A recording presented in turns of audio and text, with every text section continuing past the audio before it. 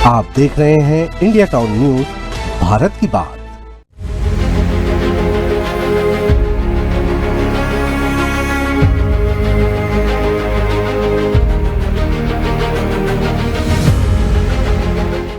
अभी आपने अपने स्क्रीन पर जो फूल मालाओं से सजी तस्वीर देखी है, ऐसी तस्वीर एक गांव की लगभग आधे घरों में टंगी है। गांव की आबादी के लिहाज से आधी महिलाएं यहां विधवा हो चुकी है। आपको बता दें कि यह गांव एक तरह से विधवाओं का गांव बन चुका है। ये तस्वीर ना शहीदों की है, ना किसी संत की। वहीं आपने देखा ही होगा कि बिस्तर पर पड़ा एक शख्स है जो ना किसी आतंकवादी की गोली से घायल हुआ है और ना ही किसी युद्ध में। तो फिर आखिरकार माजरा क्या है? इतने सारे हट्टे कट्टे युवा आखिर कैसे अपनी जान गंवा बैठे हैं और गांव की महिलाएं विधवा कैसे हो गई है और इस गांव को विधवाओं का तमगा कैसे मिल गया है, बताएंगे पूरी जानकारी हमारे इस खास रिपोर्ट में। नमस्कार, स्वागत है आपका इंडिया टाउन न्यूज़ में और मैं हूं आपके साथ रंजना राज।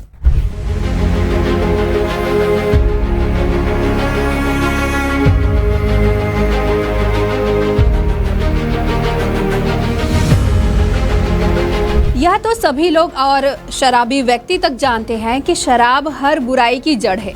एक बार इसकी लत लग जाए तो फिर छूटे नहीं छूटती है। सब कुछ लूट जाने और हाथ से जान धोने के बाद भी ये बुरी लत पीछा नहीं छोड़ती है। इस विशेष पेशकश में मैं आपको शराब के भीषण दुष्परिणाम के बारे में बताने जा रही हूँ। यह दिल दहला देने वाली कहानी सामने आई है मध्य प्रदेश के बड़वानी जिले से। इस जिले में एक गांव है मुंडियापुरा। 350 घरों वाले इस गांव में 150 महिलाएं विधवाएं हैं, यानी गांव की लगभग आधी महिलाओं का सुहाग इसी शराब से उजड़ गया है। आलम यह है कि ग्रामीण कोटे से मिलने वाला सरकारी राशन और घर का अनाज तक बेचकर युवा शराब की लत को पूरी करते हैं। मुंडियापुरा गांव शराब की लत से तबाही की कगार पर पहुंच गया है। 350 घरों में 150 से अधिक महिलाओं का विधवा होना निश्चित ही चिंता का विषय है। गांव की ही कोराबाई के अनुसार अधिकतर पुरुषों की मौत या तो शराब से उपजी बीमारियों की वजह से हुई है या फिर नशे में उन्होंने आत्महत्या कर ली है। विधवा महिलाएं अब मजदूरी करके अपना परिवार चला रही है। शराब की समस्या से निपटने के लिए ग्राम पंचायत ने शराब बेचने वालों पर 1 लाख रुपए का जुर्माना लगाने का प्रावधान किया था, लेकिन इसका भी कोई असर नहीं हुआ। गांव की महिलाओं की व्यथा दिल दहला देने वाली है। रामकौर बाई बताती है कि जब वह अपने पति को शराब की दुकान से बुलाने गए तो दुकानदार ने उसके साथ मारपीट कर दी।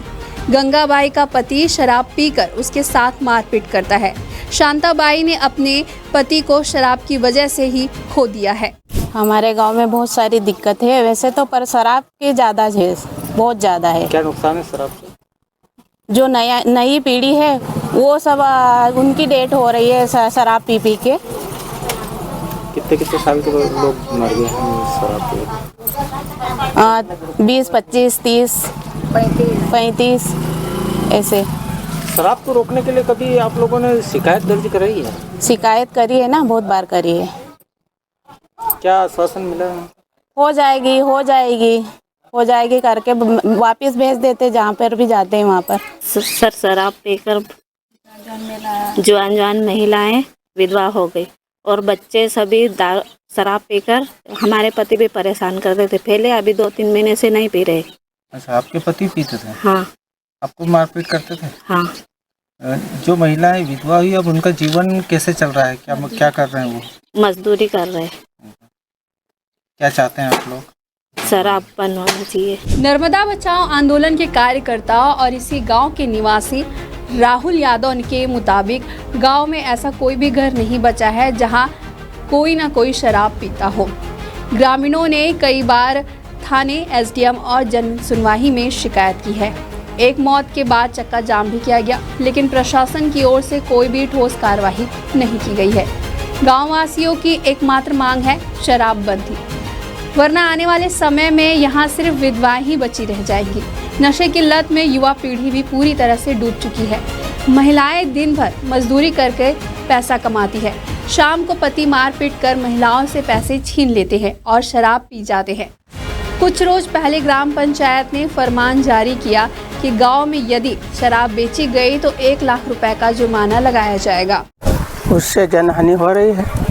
कई लोग आत्महत्याएं करते हैं, कई लोग चोरी भी करते हैं और फिर आत्महत्या करके अपना परिवार से दूर हो जाते हैं। कितनी मौतें हुई है यहाँ पे? करीबन 150 के आसपास। 150 के आसपास मौत हुई है शराब के कारण। शराब के कारण। कितनी कितनी उम्र के बच्चे मरे हैं? ये 30 से 45 साल तक। जैसे मुंडियापुरा जो मंडवाड़ा के पास मुंडियापुरा है, उसमें हर घर में एक व्यक्ति शराब पीता है, ऐसी वो है। ग्राम पंचायत ने भी एक चस्पा सूची जाहिर की थी कि जो व्यक्ति 1 लाख का जुर्माना दंड करने की बात की गई थी और महिलाओं के द्वारा उनके द्वारा आंदोलन भी किया गया था और धरना प्रदर्शन भी किया था। कलेक्टर को ज्ञापन भी दिया गया था। पुलिस थाना अंजड़ में भी उन्होंने शिकायत करी थी, ऐसे अलग अलग प्रकार की शिकायत करी और आज भी वहाँ पर शराब चालू है। क्या कहूँगे इसको लेकर, अब क्या होना चाहिए? तो प्रशासन को ध्यान देना चाहिए, शराब बंद होना चाहिए। जैसे जो सरकार बात करती है कि शराबबंदी की जिस प्रकार से नीति लागू करती है, उस तरीके से आज भी शराब चालू है, जिससे बहुत सारे नुकसान होने वाला है। देखना है कि इस फरमान का असर क्या होता है। गांव में बिकने वाली कच्ची शराब से घरों में विवाद होता है। यहाँ घर घर में लड़ाई झगड़ा आम बात है। ऐसा कोई घर नहीं है जो इस शराब की गिरफ्त में ना हो। क्या बच्चे, क्या बूढ़े और क्या युवा, सभी कच्ची शराब और बाहर से लाकर बेची जाने वाली देसी शराब के आदी हो चुके हैं। जिला आबकारी अधिकारी RC का कहना है कि मामला उनके संज्ञान में नहीं है। थाने या जन सुनवाई में शिकायत की होगी। हमारे पास ऐसी कोई शिकायत नहीं आई है। पहले कभी आई होगी तो मुझे नहीं पता।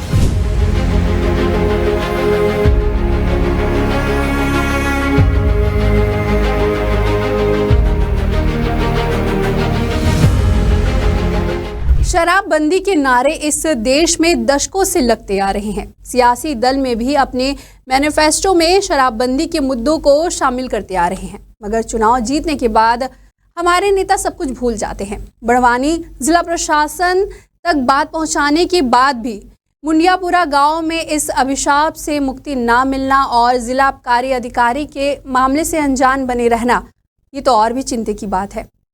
अब देखना होगा कि कलेक्टर इस दिशा में क्या कदम उठाते हैं। ये खास खबर हमें भेजी है बड़वानी से आदित्य शर्मा ने और इसे अपने शब्दों में संवारा है इंद्रचंद जैन ने। फिर हाजिर होंगे एक नए विषय के साथ। फिलहाल मुझे दीजिए इजाजत। नमस्कार।